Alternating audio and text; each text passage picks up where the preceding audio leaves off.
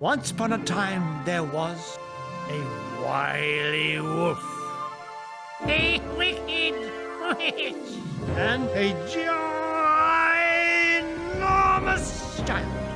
These three villains earned their reputation in a selection of folk tales set in the dark woods, deep lakes, and enchanted castles. In this story, The villain is none other than the cunning wolf.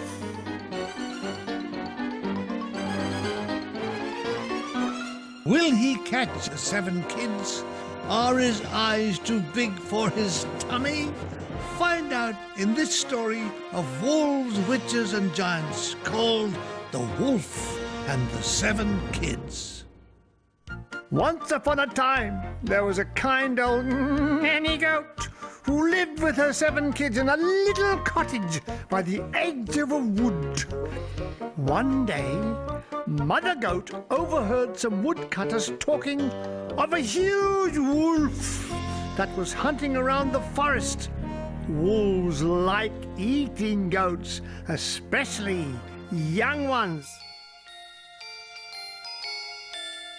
Later that day, before going to town to pay her landlord, Mother Goat gave her kids a stern warning. my dear children, be sure that you lock the door while I'm out and keep a lookout for the wolf. You should easily recognize him by his big black paws and his gruff voice. Confident that they would be sensible, she set off on her rickety old bike. A little later, the wolf saw his chance. Open the door. This is your mother. I got a present for you. The kids heard the gruff voice and remembered their mother's words. We won't open the door. Our mother has a sweet, kind voice, not a gruff one like you. You're a wolf. Go away. The wolf had to admit he did have a gruff voice. I've got a gruff voice. He was a cunning customer, ha ha ha! He drove into the village, straight to the chemist shop. Good morning, said the chemist. Can I be of help to you?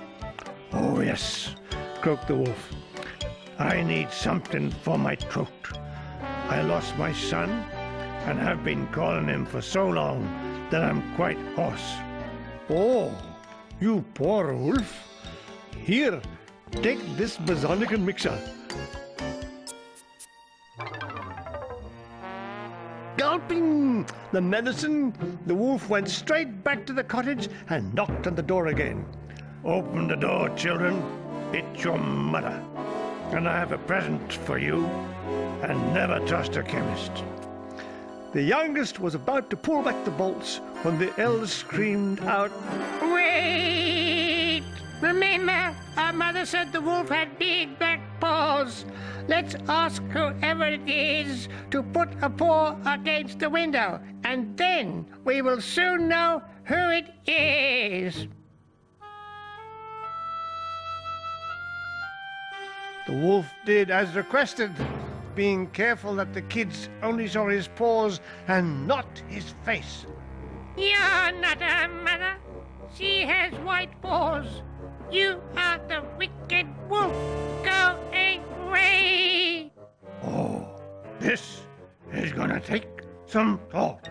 Back to the village he drove, past the chemist to the baker's. Good morning, said the baker chiefly, and what can I do for you this a fine day? I've been looking for my lost son in the woods all night, and I have trodden on many thorns and sharp stones. Won't you stick some dough on my paws to protect him? Now listen to this. Sprinkle a little flour on them, will you? The baker refused. Wait a minute. Sprinkle some flour, or I'm going to eat you all up.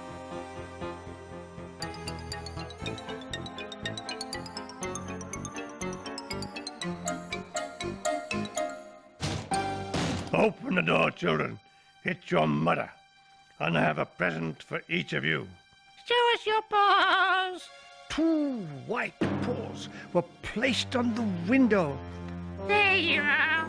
Our mother has returned. No sooner had they pulled back the bolt when they realized what a terrible mistake they had made. For there stood the biggest, grisliest wolf in all the world. Kids dashed in all directions, one under the bed, one behind the piano, one in the cupboard, but the wolf still found them all and swallowed them whole. All that is, except for the youngest kid, who had hidden in the grandfather clock. He was still there, frightened and trembling, when Mother Goat returned. She was horrified to see the destruction that lay before her. Everything smashed to smithereens. But worst of all, where were her children? Children, children, where are you? A muffled cry came from the grandfather clock. It's 7:15. She opened it up, and the youngest kid flew into her arms, telling her all that had happened.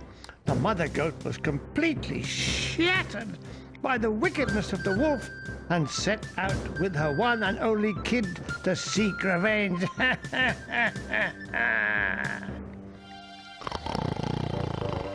There, laying at the edge of the meadow, she found the wolf fast asleep. She walked very quietly round the wolf, being careful not to wake him. Quite suddenly, the mother goat noticed a churning, struggling movement in the wolf's stomach. Was it possible that the greedy wolf had swallowed her children whole, and they could still be alive? Quick, she cried to the youngest, Go back and get my biggest pair of scissors and come needle and thread. In no time at all, he was back, and the mother got to work and quickly opened the wolf's big, fat tummy. Just as she hoped, out popped one little kid, 2, 3, 4, 5, until the whole family stood reunited around the sleeping wolf.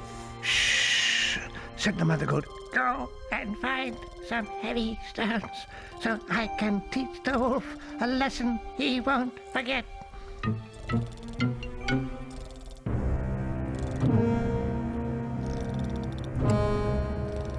Mother goat put the stones in his stomach and sewed it up. Eventually, the wolf woke up. I feel like a drink after such a long sleep. Off he went, the heavy stones bumping and bashing inside his stomach. Oh dear, groaned the wolf. These kids were not as tender as I thought they were. He reached the drinking well, bent down to drink, but the tremendous weight of the stones dragged him over the edge, and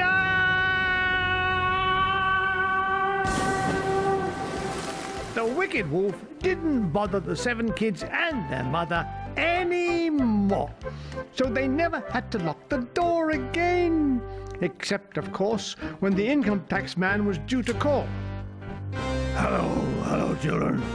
Open the door. This is your friendly income tax man. Come on now, open up. There's more wolves and more witches and more giants here next.